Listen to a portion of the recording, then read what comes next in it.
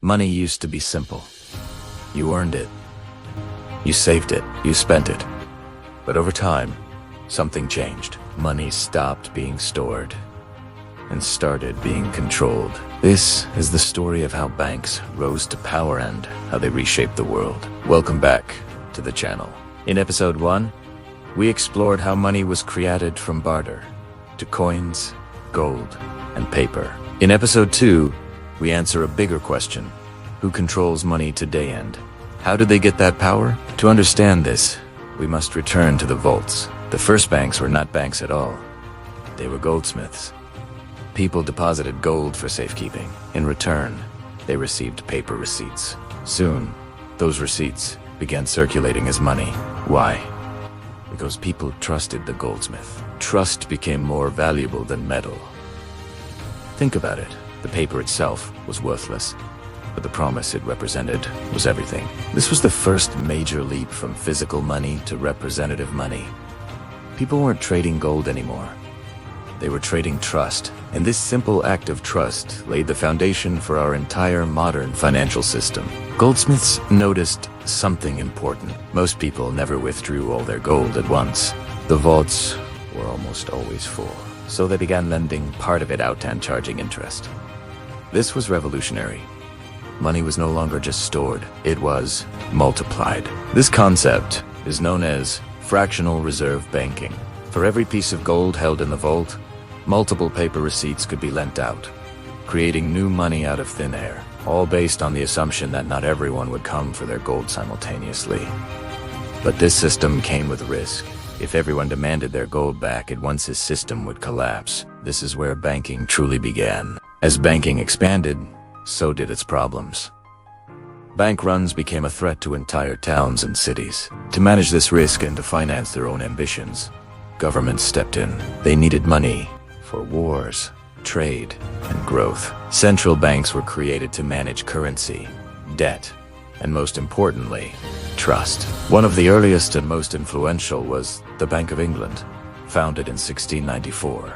Its purpose was to lend money to the government and act as a banker to other banks. Central banks didn't just store money. They started to guide entire economies. With central banks came a new level of control over the money supply. Governments could now print money not based on the gold in their vaults, but on their authority and credibility. This is what we call fiat money.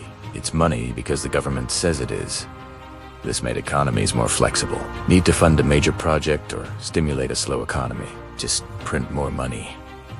But it also introduced a profound danger. Too much money meant inflation, where your savings lose value. Too little meant recession, where businesses fail and people lose jobs. Money had become a powerful tool of policy, not just a simple medium for trade. History shows a clear and repeating pattern. When trust in banks disappears, panic follows. Bank runs, economic crashes, lost savings. We've seen it time and time again, from the Great Depression to the 2008 financial crisis. Each crisis forced governments to respond. New rules were created. Regulations were increased. Safety nets, like deposit insurance, were introduced to protect savers. Banking has always been a tightrope walk between profit and stability. The system survived each collapse not because it was perfect, but because trust, somehow, had to be restored. For society to function today, central banks like the Federal Reserve in the United States or the European Central Bank operate with a level of influence unimaginable to those early goldsmiths. They influence interest rates, which affects the cost of your mortgage and car loans. They manage inflation, which determines how much your groceries cost. And they aim to promote employment. They don't control your money directly. Influence your behavior by making borrowing cheaper or more expensive. They encourage or discourage spending. Spending rises or slows. This quiet, immense power shapes everyday life, often without people even noticing.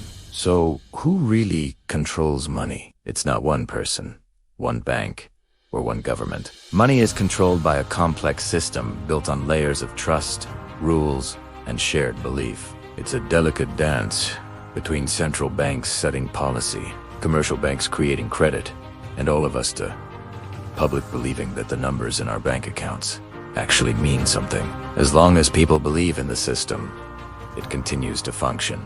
Itum salong, facilitating the trillions of transactions that make up the global economy. But when that belief breaks, as it has in the past, history changes. Banks transformed money from a simple piece of metal into a complex web of influence. They built our modern economies, but they also introduced modern risks. The same system that allows for incredible growth also contains the seeds of its own destruction. In the next episode, we explore what happens when money breaks. We'll dive into the terrifying worlds of hyperinflation, market crashes, and complete financial collapse. Subscribe to continue the journey. This is Money Historian.